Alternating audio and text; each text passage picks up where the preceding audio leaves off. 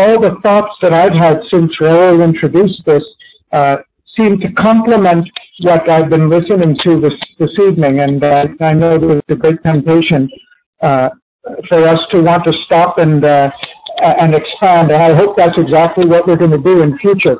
I'd like to touch on what I could consider a complementary dimension of this, or maybe the better way to say it is the macrocosm. The work on networks starts at a very specific level when we see how an individual separate network operates.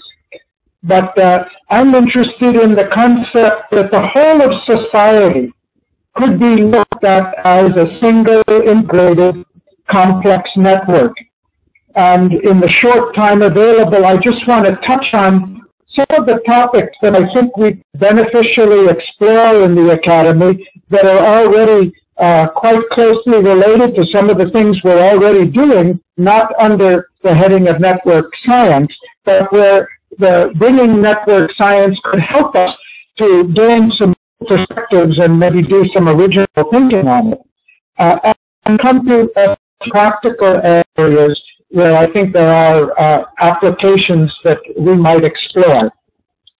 I'd like to start very generally at the macro level with a statement actually inspired by Sri Aurobindo, Indian philosopher, that the progress of society can be looked at as a process of increasing consciousness. And the evolution of that consciousness depends on and expresses itself through an increasingly complex and rich and effective organization.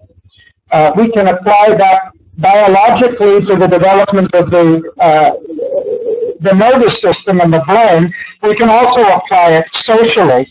And that, in that case, if Raoul's comment that we are moving from a hierarchical to a networking society, it would reflect also on a changing and evolving consciousness of humanity. If we look at society as a whole, as a network, just to paint a very simple mental picture, if you imagine some 5 or 20,000 years ago, before or after let's say 5,000 years ago after the establishment of agriculture, we could imagine figuratively that the world consisted of a number of small clusters of humanity organized around a communal life with very few interactions with other clusters.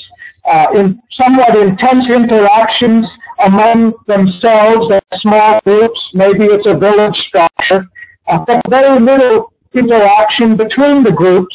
One, because transportation and communication was so difficult and language was impossible, and very often we perceived those who were not part of our small group as enemies and threats to that group. If we jump ahead a few thousand years, after the development of commerce and primitive transportation and roads, we can imagine that many of these small clusters found there was an advantage in relating to one another, since it's very difficult both mathematically and practically for all individual clusters to relate to one another directly. It would make sense to set up some central place where all the clusters coordinated their linkages, and then you have the birth of simple rural towns where market fairs are there. Everybody comes to the town to bring what they have to sell and to buy what they cannot produce locally. And we get a second level of organization of the global society, very much in isolated clusters and then regionally defined clusters.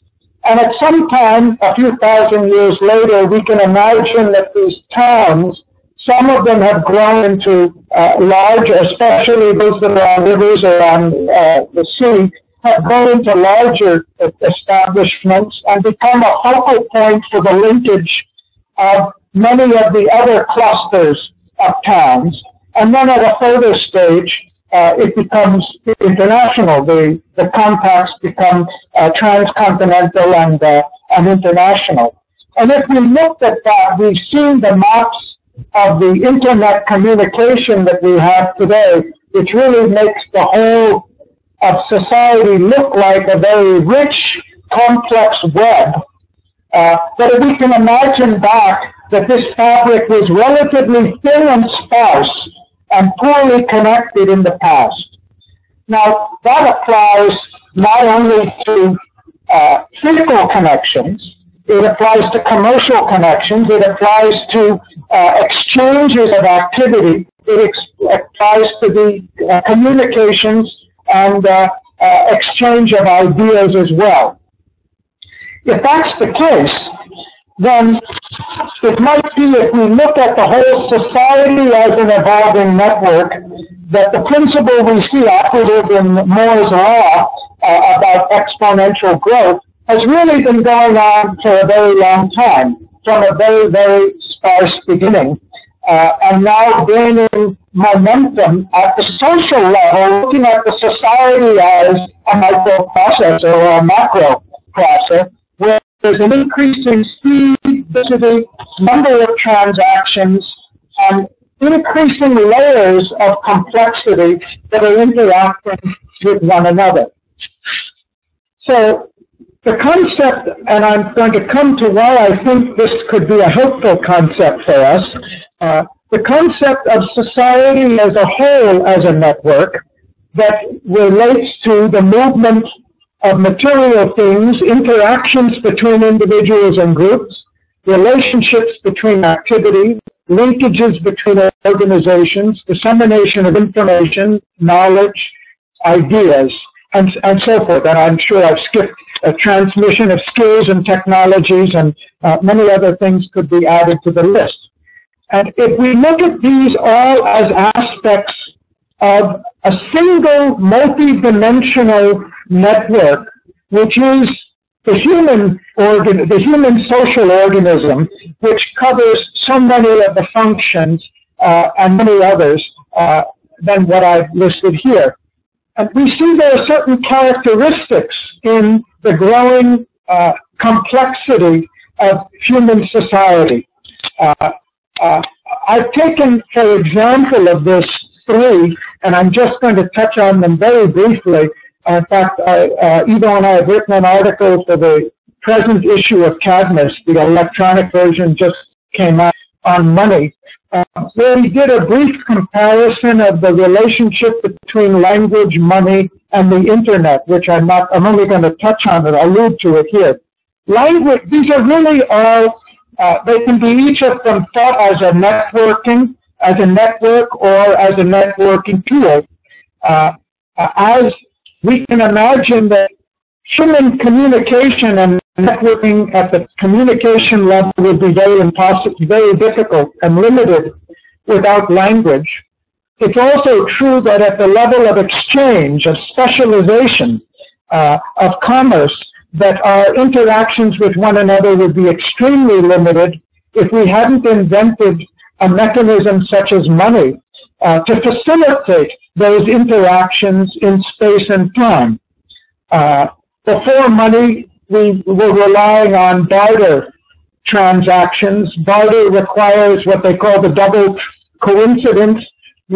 Somebody who has a need has to find somebody else who has not only the capacity to fill it, but also wants something that the person with the need has in order for an exchange. The introduction of money makes it possible for somebody to sell whatever they have of value to somebody else, if it's of value potentially to anyone else within the network. And therefore we increase the velocity, the volume, and the complexity of interactions exponentially, which has been happening, of course, for centuries. Money makes it possible to move from the local to the global level, and it makes it possible for transactions to move from the here and now into the distant future. Obviously, what we see for money in commerce and in language for communication is much more true of the internet, which is a multi-dimensional networking device that links communication, commerce, education, science, and virtually all types of activity in a way that is increasingly integrated. And I'll come back to that in a minute. But to understand the network effect of money, we need to also look at another aspect of the social network, or if you want to call it a separate network, but I'm calling them aspects of a single whole, and that's the market. In my mental painting of the evolution of society, very simplistic, we saw at the first step, market is really confined to immediate neighbors who have something or need something available locally. When you get the rural town, you suddenly get the possibility of exchanges through many clusters over a wider area and exchanges of a much wider variety of products. And then the town itself starts producing other types of goods, manufactured goods and services that are not available, education, medical care, and so forth, that are not available at the local level. When you take the networking of money and the network of market and you link them together, you get a system that's capable of exponential expansion as we see where it has gone today. Banking is a subset of this larger social system, specifically relating to the utilization of money. Somebody generates it and acquires a surplus, and banking makes it possible to efficiently make that surplus available to others who have a need for it. And so it's another aspect of this integrated network. Then you can go to a deeper level and say the credit card, which is linked to banking, linked to markets, and linked to money, is a way to give a further dimension of complexity, productivity, and power to the overall effectiveness of the society. It's very different. You can't talk about the credit card as independent from the market or the bank or the money. It's another aspect of an integrated network. So there are some characteristics of networks which Raul alluded to some of them, and I think it's a topic that would be worth, I'm not going to go into it now, but I think in what ways does a network resemble other forms of social organization, and what are the factors that really distinguish it would be important as part of our larger investigations. And then one of the real significant defining characteristics, I think, of the network is integration. Of all the types of social organization that we know, the network is the most highly integrated. Raul, just a few minutes ago, alluded to the increasing complexity of society and whether we're going to be able to stop it. I think, on the contrary, the whole process of social development and social evolution is going to go to higher and higher levels of complexity and greater levels of integration. Now, if we look back in a long time frame, we might say that the more levels of integration have taken place in the society, both in terms of geographic linkages and hierarchical or interactions between different activities. I put in a list before of about 8 or 9 different activities. Now, all of these activities are more and more integrated with one another, and not just integrated among themselves, but more and more integrated with one another than they have ever been in the past. Each time we get a simple example would be air transport. The air transport system works as effectively as it does because it's so closely linked with the communication system. and the credit card system for easy payment, among many other things as well, but just to illustrate. Now, if this process of increasing complexity and integration can be related to the growing capacity of society, one of the things we see over the last centuries is the capacity of society to accomplish its goals, whether it's to produce food or to sustain a larger population or to give medical care, promote public health, education, democracy, whatever, entertainment, whatever those goals may be. We see the capacity of the society increasingly capable of doing that, with some obvious serious limitations and problems that have come up in the way. If that can be related to the extent of the integration of the global society as a whole, and I think it can, then it would be interesting for us to approach the problems that we face today and look at them as terms of gaps in the integration and gaps in the development of the social fabric as a global system. So I'd just like to end with a few implications and possible applications. My thought is that the potential for improving the performance of human networks is really immense, and I'm just going to suggest a few examples of that. That in a sense, we're still at an early stage in the coordination and integration of human interactions for optimal advantage and advancement. One obvious example is Wikipedia, which is only about 10, maybe 14 years old now. What's the difference between the hierarchical system where all knowledge is concentrated at a point, at a center, among a few?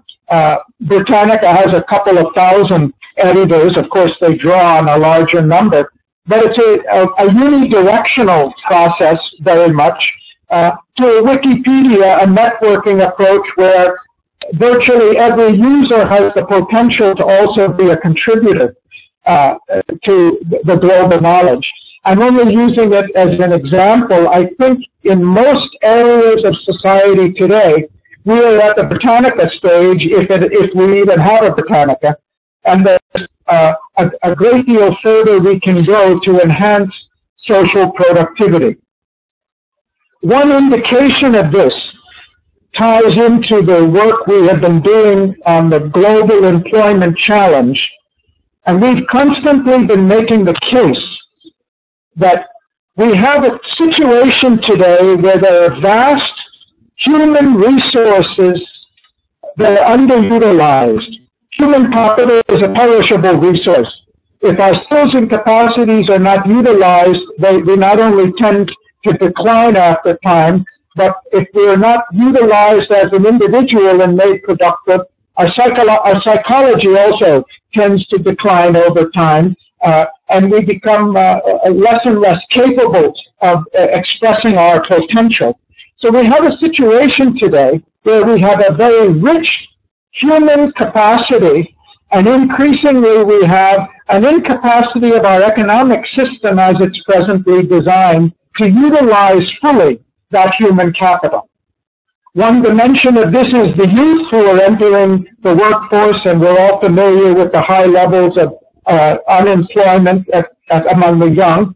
But equally valid would be our utilization of the vast knowledge and skills of the elderly who are forced out or don't find a way to fully engage themselves once they reach retirement age.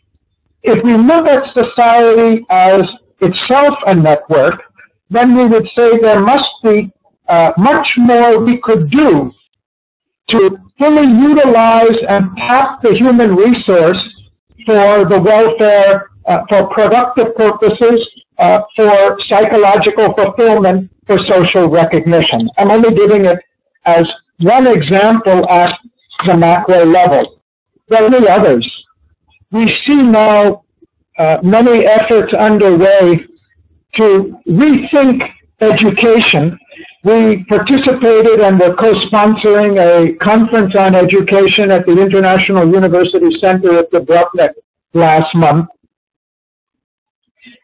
A simple calculation illustrates this. If India, where I'm based, wants to raise the level of education up to the level, higher education up to the level it is in the U.S., according to the current methods of education, India would have to create another 100,000 colleges. Now, if you extend that over China and all the other developing countries, we'd be talking about maybe 500,000 colleges, let alone how many trained teachers we'd need. And clearly, both the cost and the efficacy of doing that would be severely limited. If we approach the issue of global education at all levels from the perspective of networking, and look at how effectively we are utilizing the knowledge, the technology, the information systems to meet the needs of humanity, I think it's obvious that, as Raul indicated in his opening remarks, or perhaps it was big in his comments on organizational structure, we're still stuck very much in the past and only at the early stage of evolving more effective, integrated, complex systems. I would suggest the same thing is true in dealing with the financial crisis and the generation of wealth, a big topic. And the same thing is also true in the field of cooperative security. One of our very active fellows, Jasdeep Singh, has been arguing for a long time that if you really wanted to organize global security in an optimal way, you would do it in a very different way than it's done now at the national level. The national level system is a competitive system. The security of each nation, at least apparently, seems to depend on its capacity to be stronger and better armed than everybody else around it. And by definition, the more secure one country feels, the more insecure everybody else feels. A cooperative system as a whole would, on the other hand, look at the problem of security as a whole and see how global resources could be allocated, and by one calculation, probably with 10% of the global military spending, which is now about 1.6 trillion, we could effectively ensure the security against military threats for all countries. Of course, we're a long way politically and socially from that, but I think it illustrates the scope, the thinking of the global society as a whole in terms of networks.